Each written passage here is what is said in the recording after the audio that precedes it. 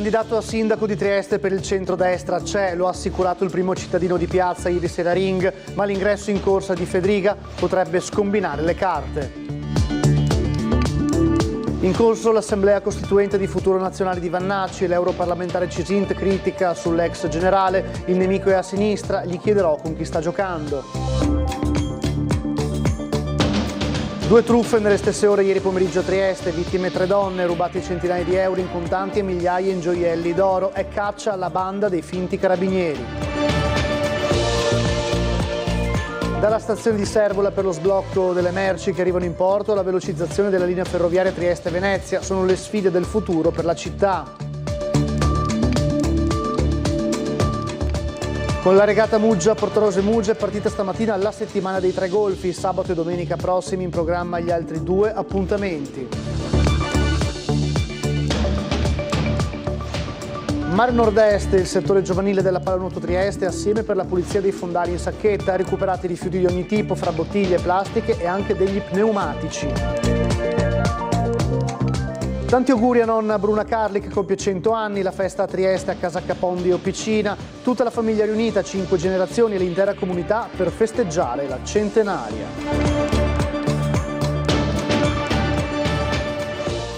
Buonasera, bentrovati a un nuovo appuntamento con il notiziario di Tele4. Il candidato a sindaco di Trieste per il centrodestra c'è, lo ha assicurato il primo cittadino Roberto Di Piazza ieri sera a Ring. Qui dentro c'è secondo lei il candidato sindaco del centrodestra? Ma noi abbiamo il candidato sindaco del centrodestra, però dobbiamo aspettare ottobre perché da ottobre si parte la campagna elettorale. C'è già il candidato del centrodestra? Guardi che è una notizia questa. Secondo la mia opinione abbiamo già il candidato del centrodestra, che dopo naturalmente ci sarà una discussione politica perché per 25 anni, cari concittadini, non c'è stata la discussione politica perché riproponevano sempre un certo Di Piazza. Di Piazza è escluso. Fedriga, ci torniamo fra un attimo. Scoccimarro, Rosolen, Polidori, Roberti, Samer, oppure nessuno della lista dei nomi emersi dal sondaggio di SVG anticipato dalla nostra emittente a Ring? Chi è il candidato sindaco del centrodestra per le prossime elezioni a Trieste? Sì, perché il primo cittadino, Roberto Di Piazza, ieri sera lo ha assicurato. Il nome c'è. Qui dentro c'è il nome o no? Dai, guardi. Non guardo. Non guardo perché per rispetto, lo capisco perfettamente. Io devo portare rispetto agli altri partiti. Ci sarà un momento di incontro, discuteremo su quali sono le persone, discuteremo quello che si può fare, se è un uomo o una donna, perché qualcuno porterà avanti magari anche una donna, eccetera. Io ho una mia idea, la porterò avanti e dopo ci confronteremo con i partiti con grande serenità. Ma le carte in tavola potrebbero essere scombinate. Massimiliano Fedriga, dicevamo, sarebbe lui la prima scelta, non solo per il sindaco uscente, ma in generale per tutto il centrodestra. Ma i nodi ancora non sono stati sciolti. Il presidente della regione non può contare su un terzo mandato. Dunque la via romana, magari per ambire a un ministero dopo le prossime elezioni politiche. Altrimenti ecco che il suo profilo come candidato a sindaco a Trieste è graditissimo. Se dopo invece arriva il mio grande amico, il grande presidente della regione Massimiliano Fedriga, non c'è neanche il problema della discussione, insomma, nel senso che probabilmente la sinistra non candiderà nessuno. Sicuramente Fedriga, stiamo parlando di un grandissimo personaggio per cui può darsi che vada a Roma. Se va a Roma abbiamo comunque già un candidato che è in pectore. Se invece dopo lo fa Massimiliano Fedriga, apriamo le braccia e viva Fedriga, insomma, no? E a Roma è in corso l'Assemblea Costituente di Futuro Nazionale di Vannacci. L'europarlamentare Cisint ha commentato in modo tutt'altro che favorevole le scelte politiche dell'ex generale. Mi è dispiaciuto molto l'approccio, diciamo, del mollo alla barca, perché io credo che si debba fare la battaglia all'interno delle proprie case. È quello che non sempre con facilità cerco di portare avanti, la battaglia per i cittadini all'interno del mio partito. Non tutti sono d'accordo su tutto, ma è così nella vita, no? Il mio obiettivo è quello che non arrivino i veri nemici, che non sono avversari, perché alla fine porterebbero l'Italia nel baratro, e mi riferisco a Salis, Bonelli, mi riferisco a tutta quella sinistra a causa della quale noi siamo finiti in questa condizione qua.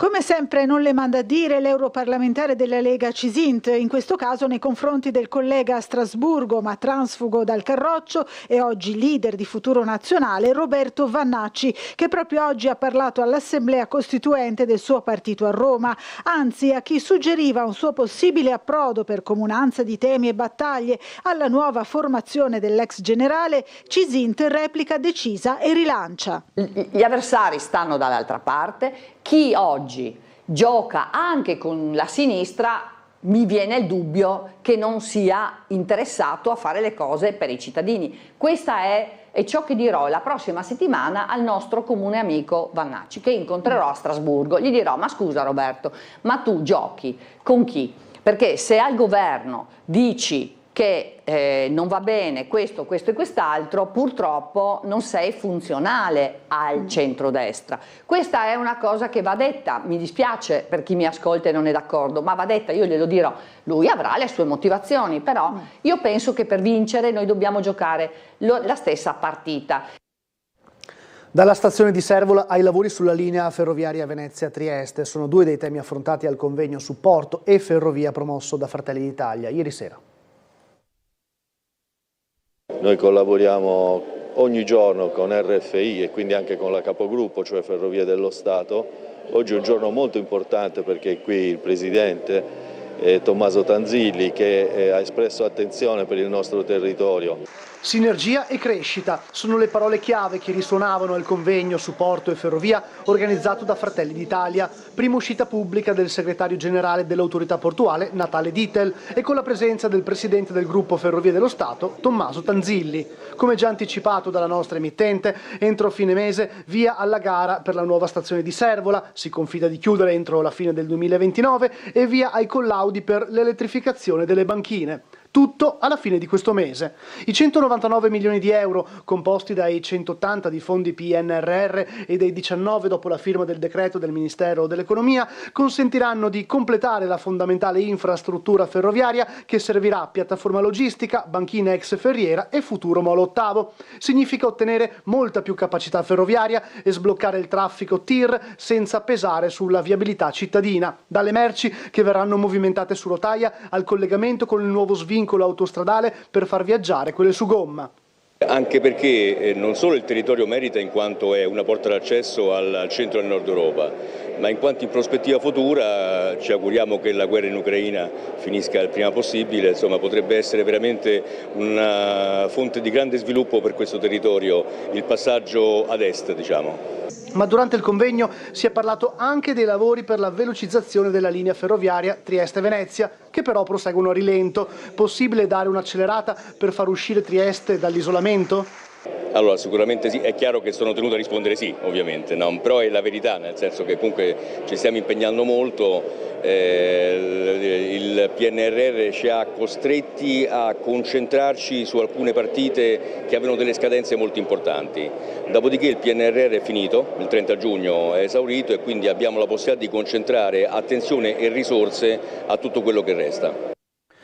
Ha rubato una scatola di Lego dal valore di 100 euro in un negozio di Corso Saba, Center Casa, e poi ha spinto il commesso per guadagnare la fuga. Questo il furto di sabato mattina che si è trasformato in una rapina impropria, quindi gli altri commessi hanno però allertato la polizia che ha rapidamente individuato e denunciato l'uomo. Si tratta di un triestino già noto alle forze dell'ordine.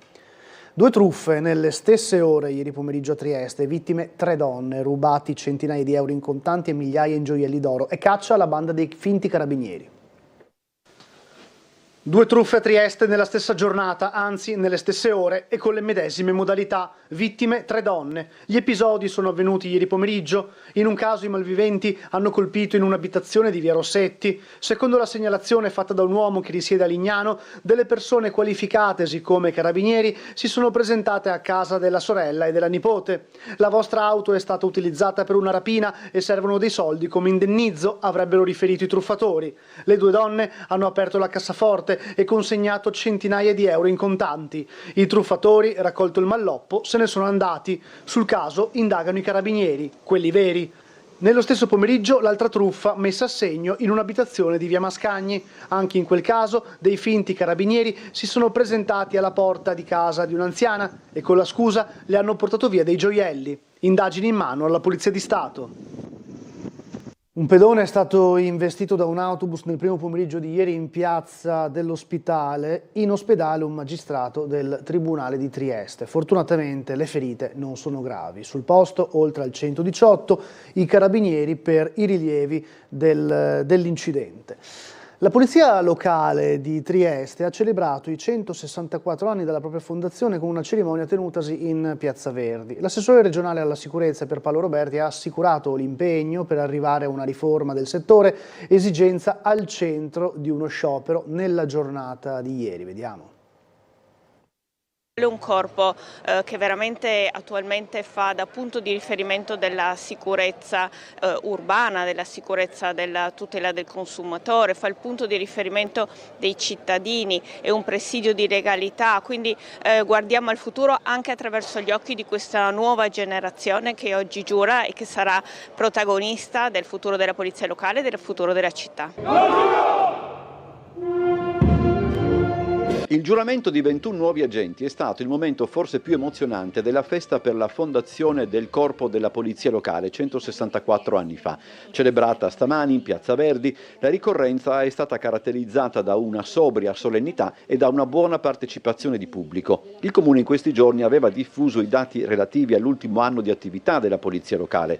1968 gli incidenti rilevati, 3.565 le persone identificate, 1.740 i controlli delle guardie ambientali, 1.748 quelli in capo alla polizia commerciale, 49.315 le chiamate arrivate alla sala operativa. Una mostra inaugurata nei giorni scorsi a Palazzo Costanzi ha inteso collegare la storia del corpo con un futuro che è già cominciato, ad esempio attraverso Conan, il cane antidroga, e che la polizia locale del resto ha già impostato. Il futuro della polizia locale è quello di continuare in maniera sinergica il controllo del territorio con le altre forze dell'ordine, a combattere in particolare il degrado urbano, con dei focus che ci sono più peculiari, quindi il contrasto alle attività illecite commerciali, alla vendita di prodotti contraffatti, vendita di prodotti da fumo che non sono omologati, piuttosto che a tutto quello che riguarda il codice della strada.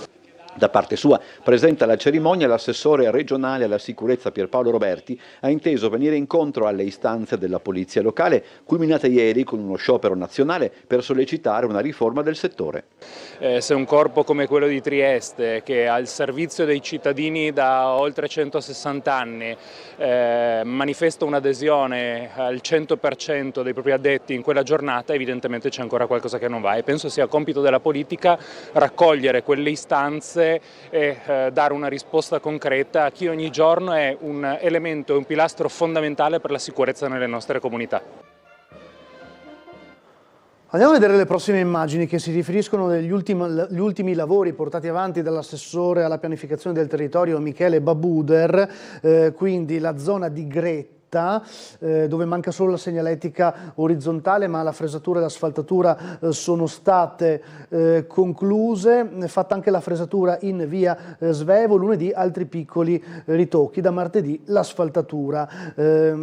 Completata anche tutta via Mazzini, dalle Rive a via San Spiridione, nei prossimi giorni il via ai lavori anche nel tratto di via Imbriani.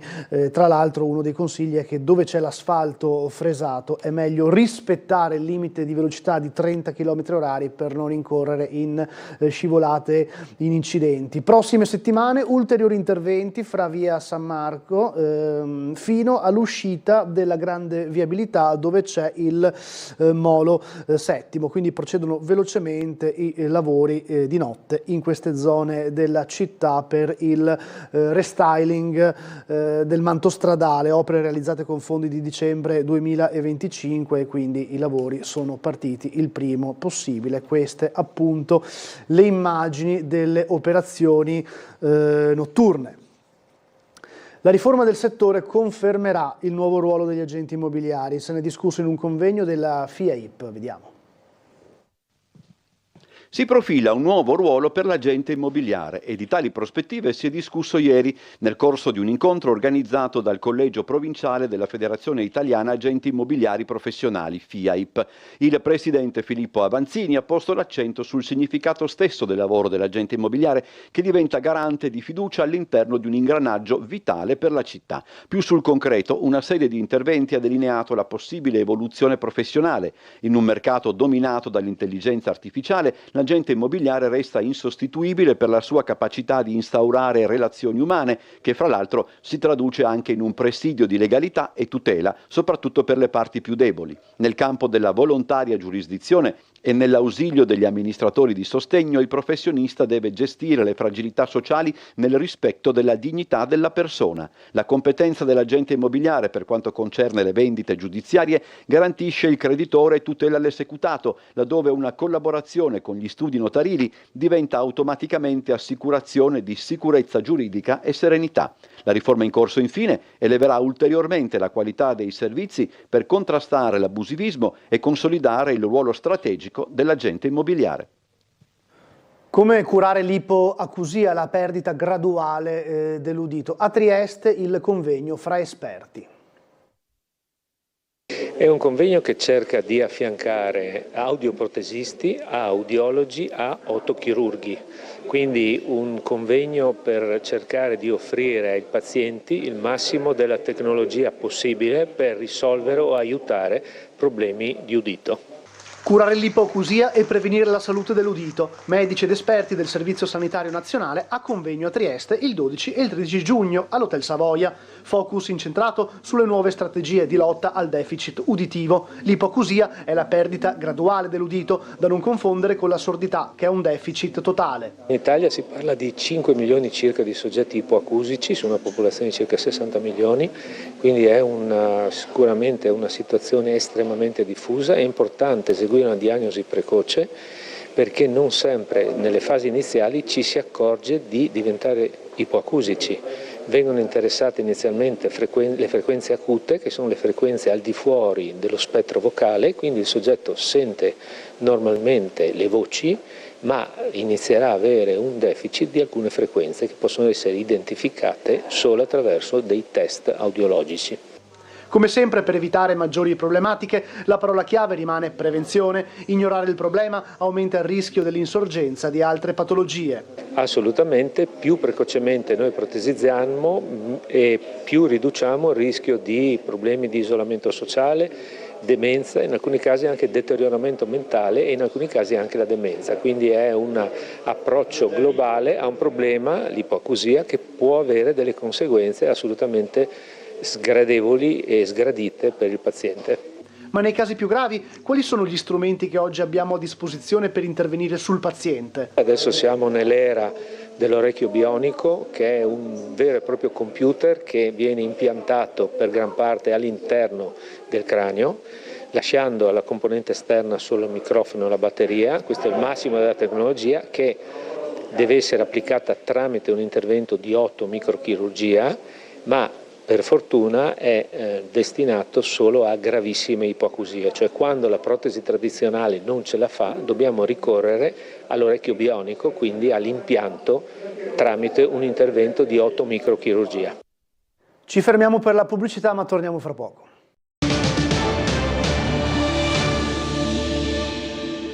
Con la prima tappa della Muggia Portorose Muggia si è aperta oggi la 21esima edizione della settimana del Trofeo Tre Golfi, uno spettacolo tradizionale che si replicherà con altri appuntamenti il prossimo fine settimana. La partenza della prima tappa della Muggia Portorose Muggia ha dato il via ufficialmente alla settimana del Trofeo Internazionale dei Tre Golfi, organizzato dal Circolo della Vela di Muggia. Il prossimo weekend la Muggia per due, fa parte del circuito solo due, e la domenica con la Coppa Primavera. La regata è giunta alla 49esima edizione, la settimana ha compiuto 21 anni, un appuntamento che è ormai una tradizione. Una settimana che fa parte della tradizione velica dell'Alto Alto Adriatico. E come si fa?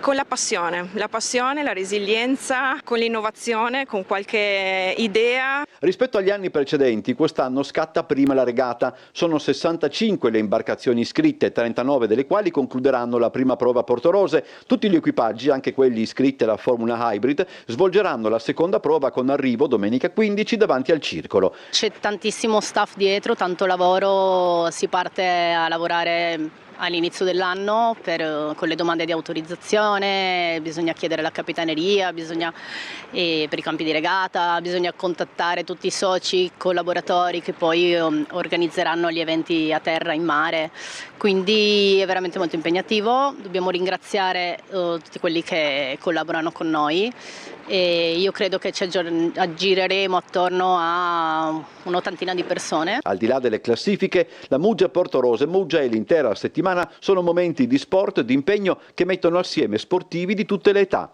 Queste sono manifestazioni che si portano avanti nella vela d'altura e coinvolgono un gran numero di persone, di amatori della vela e del mare, ma siamo un bellissimo esempio, credo, per i ragazzi più giovani. Pallanuoto Trieste e Mare Nord-Est assieme per la pulizia dei fondali marini, questa volta in Sacchetta. 30 atleti dei settori giovanili, maschile e femminile, impegnati nella pulizia del fondale marino in Sacchetta, operazioni coordinate da Mare Nord-Est. 12 sommozzatori che si sono immersi e hanno portato a galla ogni tipologia di rifiuto. Il materiale è stato poi legato con delle corde e portato a riva grazie all'aiuto dei giocatori della squadra labardata. Poi i rifiuti sono stati differenziati e riversati in appositi contenitori. Il materiale verrà regolarmente smaltito. È un'operazione che facciamo più volte l'anno in vari punti della nostra città, del nostro porto, della nostra riviera. Cerchiamo sempre di coinvolgere tutte le associazioni. Oggi abbiamo il Murena Diving Club, il CST e altri ancora che quando chiamiamo sono sempre presenti per dare una mano a pulire questo nostro mare. Allora sono veramente molto contento, è un'iniziativa secondo me splendida, perché far capire il valore del mare, la bellezza e l'importanza comunque di mantenere integro questo bene di tutti quanti è di fondamentale importanza. Vedere tutti i nostri ragazzi, chi più grandi, più nanetti, che sono meravigliosi, hanno già fatto un casino spaziale, mettersi qui a disposizione dei tantissimi sub che adesso stanno pulendo la nostra Sacchetta è veramente un'emozione. E chiaramente per questa iniziativa ringraziamo la Regione Friuli Venezia Giulia, in particolare il progetto Eco FVG, la Sacchetta e chiaramente gli amici di Mare Nord-Est. Grande festa o piscina per i 100 anni di nonna Bruna Carli, a festeggiarla ben 5 generazioni di parenti. E come lavora, che viene, che va, e dici che il mondo se ne andrà. Tanti auguri a te. Auguri nonna Bruna, c'erano ben 5 generazioni a festeggiare i 100 anni di Bruna Carli, 4 figlie, 8 nipoti, 14 pronipoti e 2 trisnipoti, ma anche parenti e amici e frequentatori di Casa Capon, che con la festa di oggi, ha detto l'assessore al sociale Tognolli, riprende vita nel migliore dei modi. 100 anni celebrati in musica dal momento che la signora Bruna ha fatto parte per una decina d'anni del coro d'argento di Villa Carsia e ha quindi ringraziato così per i tanti omaggi floreali. Ma l'attività a Canora non è stata l'unica né la principale a impegnare la neocentenaria che nel corso della sua lunga e intensa vita ha collezionato numerosi primati e così come ci racconta una delle 4 figlie, Nadia Bellina. Mamma Bruna ha guidato fino a poco tempo fa. Sì, ha guidato fino a 97 anni, però ha guidato per 30 anni il camion. È stata la prima autista di camion a Trieste e la seconda in Italia, tanti anni fa. E ha guidato l'ultimo, il 190, scarabile, su 3 lati, con la gru, che lei manovrava il tutto quanto, quindi è stato eccezionale. Per 30 anni ha fatto il presepe, in tutti i posti di Opicina, anche al Max Fabiani, anche al Villaggio del Pescatore, a Trebiciano, ed ha preso 2 premi, un primo premio e un terzo premio. Poi non so se avete visto i fiori di carta, li ha fatti lei. Durante la festa a Opicina l'assessore ha letto un messaggio augurale inviato dal sindaco e il coro ha omaggiato nonna Bruna e la sua grande passione per le canzoni triestine. E saluto donna mia, vado in barca Faiola. Le nuove frontiere della progettazione di giardini e parchi sono state analizzate oggi a Gorizia, città classificata dal Sole 24 Ore come capoluogo con i più ampi spazi verdi disponibili per i cittadini.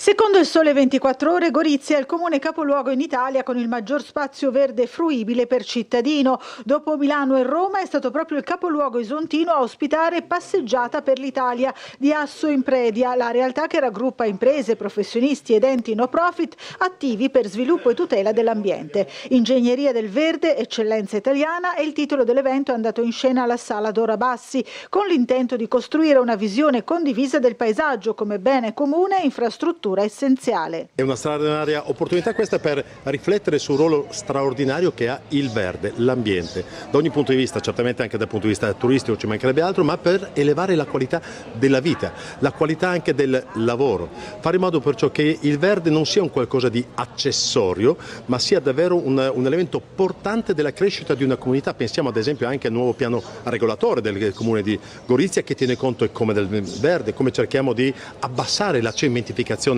della nostra città, la prima volta di un PRG che viene studiato e elaborato tra Gorizia e Nuova Gorizia. Il verde è stato di grandissima importanza nel territorio isontino anche come elemento di ricucitura di un confine lacerato. Gorizia è una città laboratorio, o meglio io ritengo che qui ci siano quelle sovrastrutture storiche, architettoniche, paesaggistiche che ci consentono di ragionare in modo originale sul modello di città ideale. L'arte è un simbolo di cultura che può essere perfettamente integrato nell'ambiente. Noi con la nostra associazione d'arte che si chiama Overart ci occupiamo appunto di curare il verde nei parchi pubblici e di portare sculture e quindi portare la cultura a tutti. È tutto dal nostro notiziario, grazie per averci seguito, buona serata.